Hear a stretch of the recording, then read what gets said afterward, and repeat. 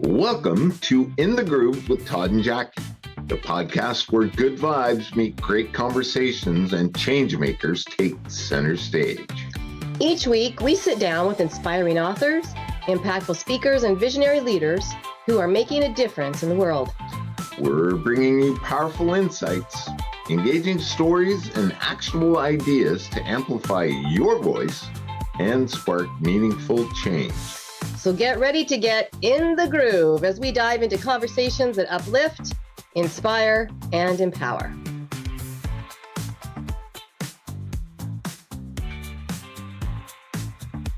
Now, here's Todd and Jackie.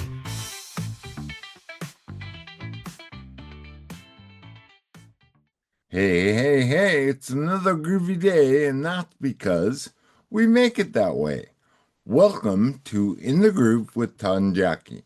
I'm Todd. I'm Jackie, and this is the podcast where good vibes meet great conversations and change makers take center stage.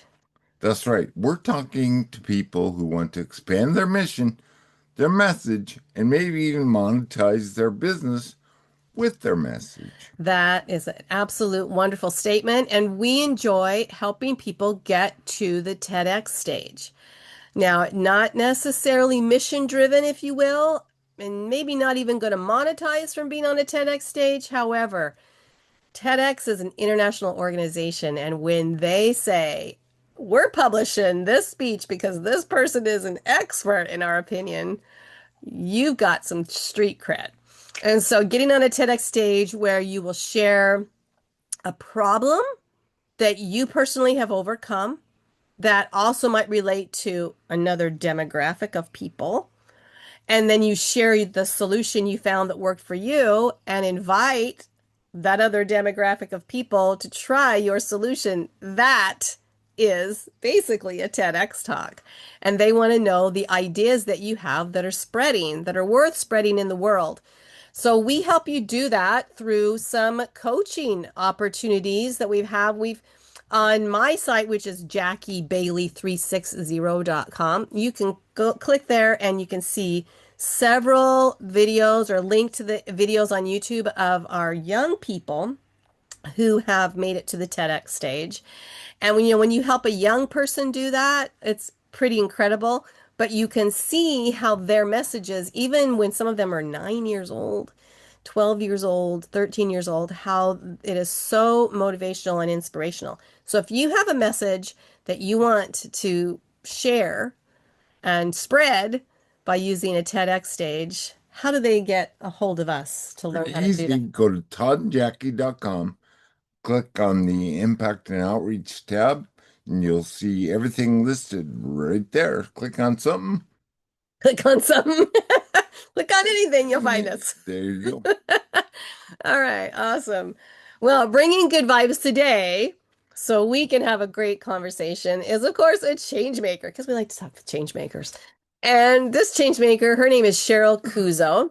She is the integrative medicine nurse practitioner. She's a health strategist, and she used to be debilitated by Lyme disease, but no longer. And she offers a 28-day intentional wellness purification program. So if you have those chronic illnesses like Lyme disease, you want to hear our conversation with Cheryl today. And you can find her at Cuozzo, Cuozzo, CuozzoHealth.com. Cheryl, it is wonderful to have you on In the Groove. Thank you so much for having me today. Well, you're welcome. So right out of the gate, you have the attention of our amazing audience. Cheryl, what is the most important message that you have for them today? The most important message I have is to not give up on yourself and to not give away your power. You have the ability to heal, and I am the perfect testament to that. So I always want to try to empower all of my clients to take charge of their health, and with the right guidance, you can really turn your life around. Well, I cannot wait to hear this story. Because that was such a powerful statement. So how do you not give up on yourself? I have a surgeon friend who a long time ago, because I have, full disclosure, I have fibromyalgia, which is another chronic condition. And he was telling me how, well, he was actually complimenting me on how well I was managing it over the years. And he said, because most people, when they learn they have a chronic illness, it becomes their identity. And once it becomes their identity, then that's every excuse they have for everything, or why they can't do things or don't want to do things. And he says, and it just basically makes their life quality decrease day after day after day, because it's who they are instead of something that they need to manage. So I'm so happy to know, Cheryl, that you've overcome that. How much of that story would you like to share with us? Because I personally would like to hear all of it. I'm happy to share all of it. I feel like it's hard to like take pieces out of it. So Yeah. it's better to just share the whole thing. And I'm so glad that you said that, Jackie, because actually that was something I wanted to impart to the audience, is about not having your disease or conditions become your identity. Hmm. And so I'll just start from the beginning. So I am a nurse practitioner. I worked in conventional medicine for a long time. Actually, also had a stint in the pharmaceutical industry as well. And I was working conventionally in a clinic, and I was perfectly fine. And then, like, the next minute, I was super sick. It was Mm. like some kind of switch flipped. And I thought I had the flu. So I went home and I treated myself for what I thought was the flu. But over the course of a few days, I wasn't getting any better. I was getting much worse. To the point that on day 4, I woke up with abdominal pain and I was actually having trouble walking, standing and Mm. walking. And I developed a rash over my entire body. So called an ambulance and went to a very prominent hospital system in my local area. And I went through a battery of tests, upwards of $50,000 worth of testing, Wow. all in. Wow. And the bottom line was that they told me they didn't know what was wrong with me. Of course. Yeah. That is an old song that's sung way too often. Yes. Yes. And, I'm in the hospital, and I had to actually appreciate that they were modest enough to say, we're not sure what's wrong, you Mm. know? But there was a lot of possibilities thrown around. To just backtrack a little bit, 2 weeks prior to this, to me falling ill, I had been hiking in Vermont, and Mm. something bit me on my back. I didn't have an adherent tick, but I had some kind of insect bite. But I didn't get the rash, that bullseye rash that a lot of Right. people are aware of. Only like less than 30% of people actually get that rash. Huh. So I didn't have that. And so all of these tests came up negative, and I was told that I have an undeclarable autoimmune disease, and that the way I was at that point, I was probably going to be that way for the rest of my life, and it was going to get worse, and that I should prepare for this. And I was handed a bunch of prescriptions and sent on my way. Wow. And I inherently, nurses are very intuitive people. So Yeah. we're pretty in tune. And I just inherently knew, this is, first of all, I'm not accepting that. And second of all, I know that there's something else going on here. Um, so I sought out the care of a naturopathic physician who actually was like practically in my backyard, and nationally renowned, in fact. And he was the only one that believed me when I said, I think I have Lyme disease. Wow. The tests are the standard tests, the conventional tests that have been around for 50 years are upwards of 70% false negative. And mine, so I was told my tests were negative. And Wow. it was really enlightening for me as a clinician because now I'm sitting on the exam table, I'm not standing in front of it. And I was actually gaslit by my Mhm. own peers who were telling me chronic Lyme doesn't exist. You don't have Lyme, your tests are negative. Face the fact that you have an autoimmune disease and that you're going to have to deal with these things for the rest of your life and just take your drugs. Yeah. But Cheryl, can I just interject something yeah, really quick? Why were you suspicious that it was Lyme? Was it because of that insect bite that you'd gotten in Vermont, or was there another reason? it was largely the timing of the insect bite. Okay. And also some of what I did know about Lyme disease being, they call it the great imitator because it can mimic so many other disease processes. And also that I was very, very healthy. I mean, I had done a 65-mile bike ride the day before this happened. And then Wow. all of the sudden, I was ill. And it just didn't make sense to me. And my gut instinct was, we need to look further into a root cause here because this isn't making sense. Right. And it was like all of the things that I learned in school that never quite made sense to me started kind of coming full circle. And so I sought out this naturopath and he treated me naturally. I was treated with some really strong herbals. And what I realized was that I also foundationally in my body wasn't where I needed to be for my body to be able to handle that kind of illness without becoming so ill that I ended up in the hospital for 7 days. And so I had some things that I foundationally needed to fix, even though I was a very healthy person.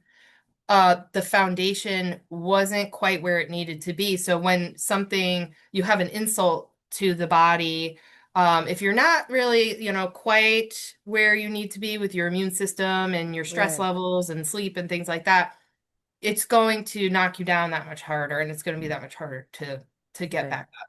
Right. So I learned these things over my in my experience, and it took a few years. I had had some real monumental stress in my life. I had actually lost three immediate family members within like 6 years, and so that I had to learn how to like handle the stress and like regulate my nervous system and things like that and learn how to eat a little differently, Mm. eat anti-inflammatory. I was already into movement, but I had to learn how to adjust movement to fit where I was at the time.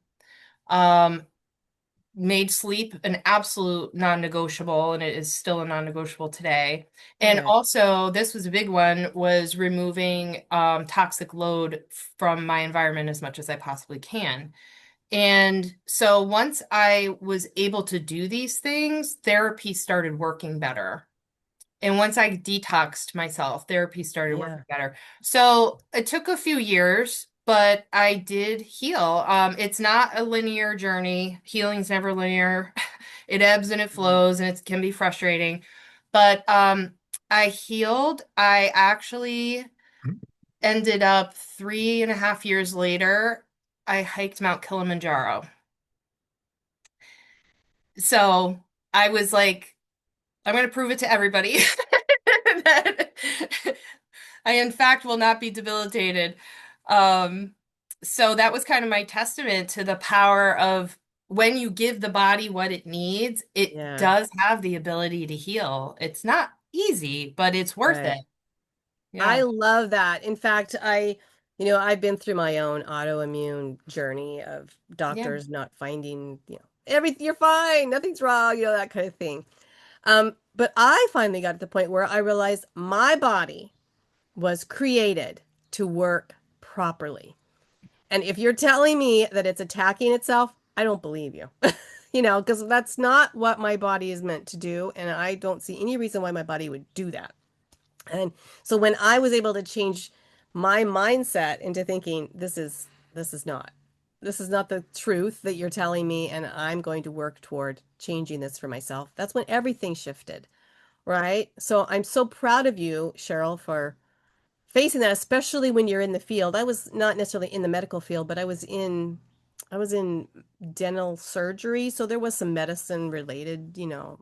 language in there and stuff like that. It sometimes it's harder to kind of defend your belief when all the people around you have been educated to believe something differently, right? Absolutely. Yeah. And So, it's go ahead. Yeah, it's really you start to question your Yeah, inherent feeling that you have because you're like, well, I'm trained to believe what it is that they are saying because in the textbooks I was told that, this standardized test based on the results is negative. But if I knew then what I know now, I absolutely would have said, yeah, that's Lyme disease, right. like by my version of testing.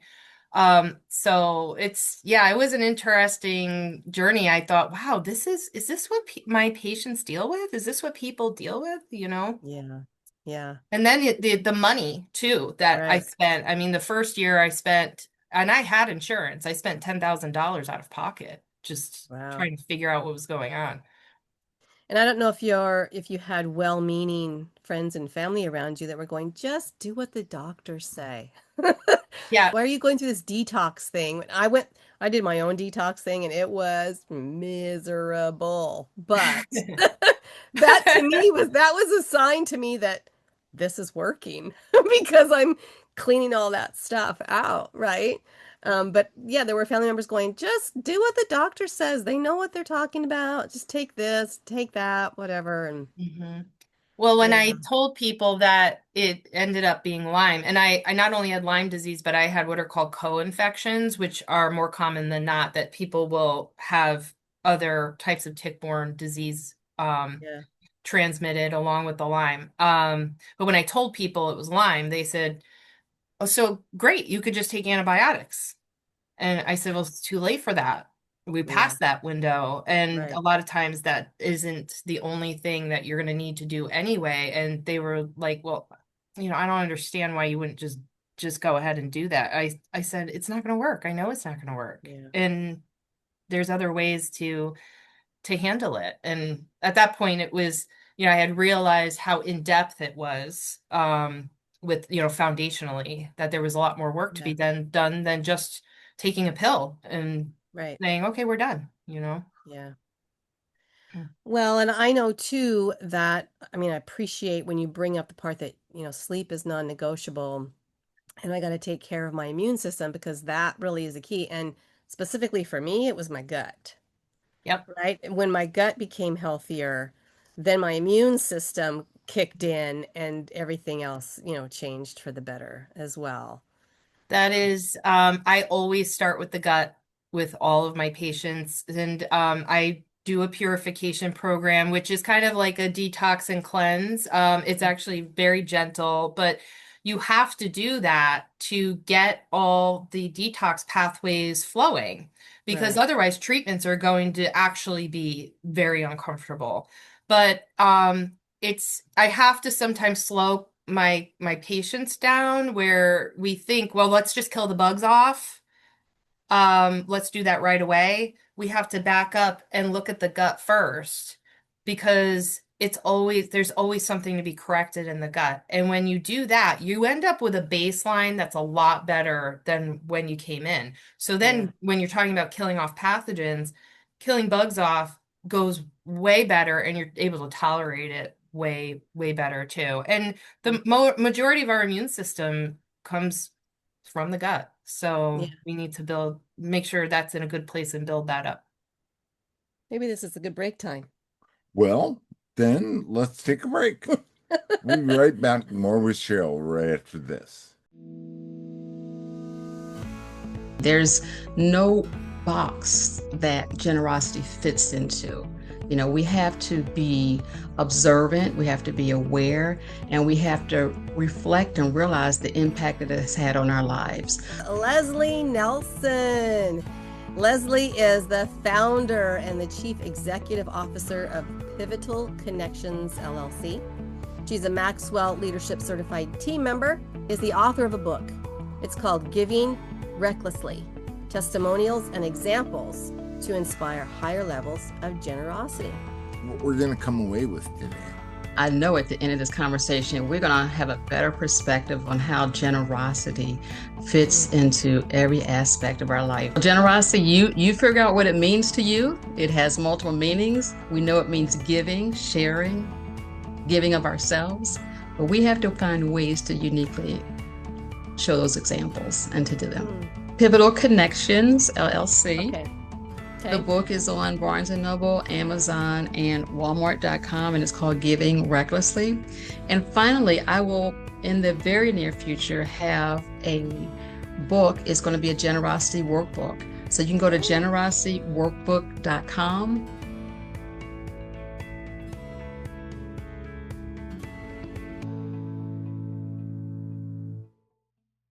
Welcome back to In the Groove with Todd and Jackie. We have a wonderful guest today, and we've had a wonderful discussion with Cheryl about integrative medicine and her dealing with the debilitating, I don't even want to give energy to disease. It was more of an ailment, right? It's a disease process that happens in the body, but due to a pathogen. And so we could talk about that. It is Lyme disease is actually a bacteria. It is the bacteria Borrelia, and there are multiple species or multiple types of Borrelia species. And the most common one is Borrelia burgdorferi. So I actually live about 35, 40 minutes from the town where it was discovered in 1975. Wow. Yeah, so there's a small town called Lyme, Connecticut, and a group of people came down with these arthritis symptoms, like polyarthritis. A lot of children were coming down with it. And so they had brought in a scientist named Willy Bergdorfer, and he determined that it was Lyme disease, hence the scientific name. Right.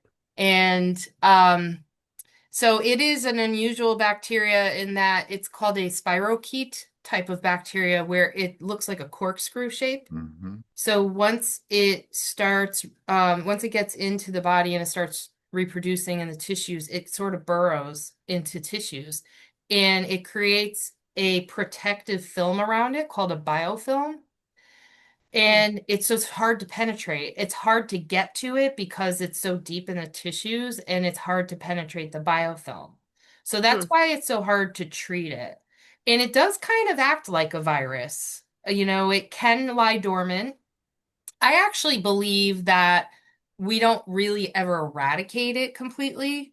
Almost similar to when people have had mono and they have the Epstein-Barr virus that causes the mono. It's always dormant in the system. And then if you have something like you get really run down or you get sick or stressed or whatever, that can come out again. That happened to a lot of people who got COVID. The long COVID syndromes that people have are mostly Epstein-Barr virus reactivations. Interesting. Yep. And like shingles is another one that's reactivated. So we had chicken pox, and it stays dormant.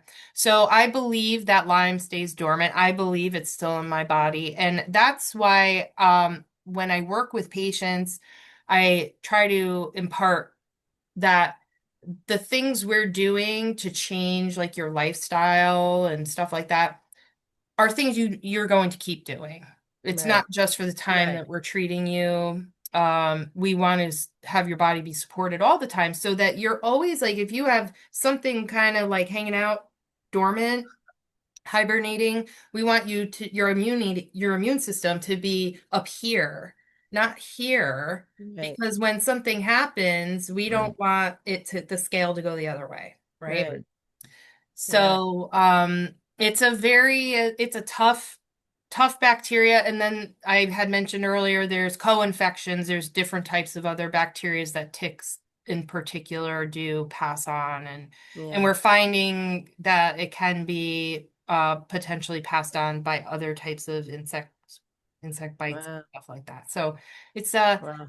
the conventional medicine world is finally now admitting to the fact that Lyme disease is a chronic condition. So, I mean, I had a Lyme specialist that I worked with who told me it wasn't a thing.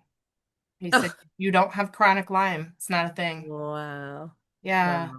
So it takes a while for the So shift to I happen. would imagine that the most inspirational part of your story then is going from someone who needed all this support from the medical community to say, "Help me." And now you're the person who's helping so Yeah. many other people through your clinic and so forth. So tell us, this is a good segue then into telling us what you do now and how you're creating a solution for so many of these people who are in your position. Yeah.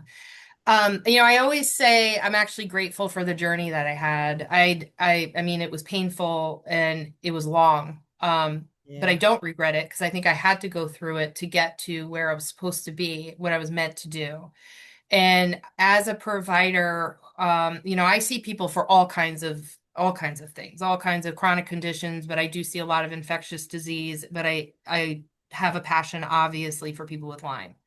And it gives me a different perspective than other providers who didn't have the personal experience of having Lyme because I understand the nuances of the disease and what people deal with. And I understand what they've been through, what their experiences have been. So that's one piece of where I feel I'm unique is because I Yeah. went through it. But also I learned some of those foundational things that I was talking about. Um, I learned those personally how important those things are to work on with patients rather than just going in and just trying to kill off bugs and things like that. Right. So what I do, which I think is more on the more unique side than some practitioners, is I start with the gut. I start with opening up those detox pathways I was talking about. So I use my purification program for that. And that is a whole food based nutritional program with shakes and supplementation. And it's a whole lifestyle reboot. Um, teaches people how to eat appropriately for healing and for optimal living, optimal health. Nice. Nice. And then we also look at those other foundations that I mentioned. So I call them my 5 healing foundations. And so they are functional nutrition, targeted movement, regenerative sleep, neuroimmune regulation, which has a Mm, lot to do. I was saying how the immune system's in the gut, but our nervous system and the gut are related as well. And so mm, everything's tied together. So regulating the nervous system to boost immunity. Because trauma plays a big role in people's ability to heal harboring conditions, harboring illness. And so there's a lot of times I have to really try to advocate for people to do some therapy or different types of things like that. And then the right. last one is that toxic load reduction. So removing as many toxins as we can from our personal care products or our food or things like that in our environment to give our bodies a break on what it's being bombarded Right. with Right. on a daily basis. And so those were things that when I realized that I needed to spend time focusing on those, that's when the needle moved for me. And that's kind of when the Mm, needle moves for my patients so, too. yeah. So I call myself a health strategist because I think there's an order to how you need to do things, and everybody's in a little bit of a different place. So I assess that. And we want to do things strategically, intentionally, and not just the same protocol for Right. everybody. My naturopath, who I said I went to, he changed my whole life and he became a mentor. And he was the reason why I went into out of conventional medicine into integrative medicine. And he said, the minute you reduce medicine to protocols, you remove the patient from the equation. Hmm. His name was Interesting. Jim Sensenig. He passed away a few years ago, but I just have that like burned into my head, and that's really my philosophy with how I practice is I don't use protocols. Everybody is a different person, and Right. so they need to be treated differently. What about some success stories? Anything come to mind? Yeah, I have a client who actually she lives in the New York area who actually had both Lyme disease and West Nile virus. Wow. Yeah, and she also had her Epstein-Barr antibodies were pretty high too.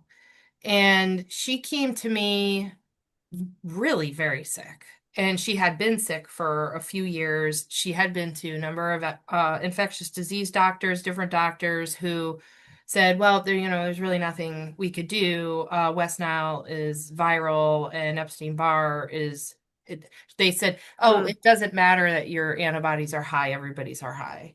And then the Lyme, she was put on some antibiotics and said, oh, you should be fine now. So I had to start foundationally with her. And she also had quite a bit of trauma that she had been through probably the year before, I think, that she got sick. So it took a little convincing to get her to start doing therapy. But she did. And so we did all those foundational things. And then she started therapy. And then we started gently working on the pathogens. And so she's still working with me, but she 6 months in was like an entirely different person. She Wow. looks different. In fact, she said people at work are saying, you look like a totally different person and you're smiling. And she's able Hmm. to get back to exercise. She's getting back to doing some of the things that she loved, like cooking, things like that. When she didn't Yeah. feel good, she didn't feel like she was able to do it. She had a lot of joint pain. She does no joint pain now. Um, so she's doing wonderfully. And I have many stories like her. I That's have good. patients with long COVID that came to me long COVID's a tough one because that one does take a while to Yeah. start to see the needle move. But I Hmm. have patients that are doing wonderfully with healing from long COVID. And I have some patients that were really sick and Is that mostly a respiratory condition that in the long long COVID? COVID. Yeah. Actually, it's more of most people complain of fatigue and brain fog. Oh, interesting. Yeah. Some Hmm. people will have some like residual inflammatory stuff going on with their lungs and stuff, but the long COVID is really more of a systemic Mm. malaise. Can't get through the day without a nap, can't exercise anymore, that kind of a thing. So Interesting. that can take a while to turn Mm. around, and that Yeah. really requires that foundational work I was talking about. Mm-hmm. It requires some diligence there and continuing to do that, Right. but they do well with that. And I have patients that had actually gotten worse, like with Lyme and co-infections, had gotten worse on some of the conventional therapies. So it takes a little bit longer, but they all start to do really well. And it's amazing. It is so gratifying Yeah, Yeah. to see Well, some. Cheryl, I know there are people listening today who are going, "Oh my gosh, that's me. Yeah. I need help." So, this is a really good time for you to share again how people can work with you. I think you have a 28-day cleanse at your Mhm. purification wellness program. Started yesterday at this taping, Yep. but by the time you see this episode, it might be coming out again in June. Is that hmm right? I So, am going to do so another tell one. everybody about that and how they can get hold of you. Yeah, so I run my purification program now. I am doing live group cohorts. They're virtual. And so I'm going to be running those several times a year. And I have a really awesome platform that I use to do that. And people can sign up for that on my website. There is also a standalone program that you could start anytime for that as well, but I highly recommend doing it as a group. It's much more enriching to do that. And then if people want to work with me one-on-one, they could book a free call to talk to me, and we see if we're a good fit and do a little strategizing. And they can book that on cuozzohealth.com as well. Awesome.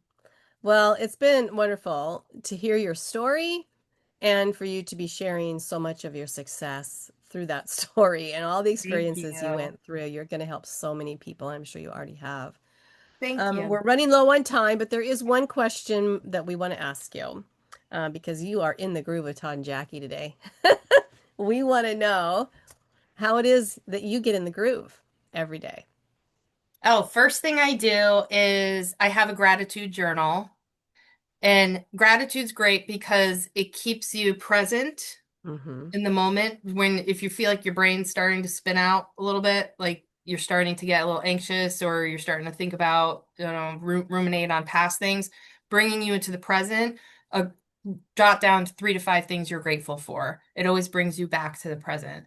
And then the first thing I do after I get out of bed is I drink warm water with lemon and some salt, some sea salt in it every single morning, because your ritual keeps you in a nice restful state where you're not like immediately checking email and going on the phone. You're doing something ritualistic, and also it helps get your liver and your gallbladder moving. So that's every morning. That's my routine.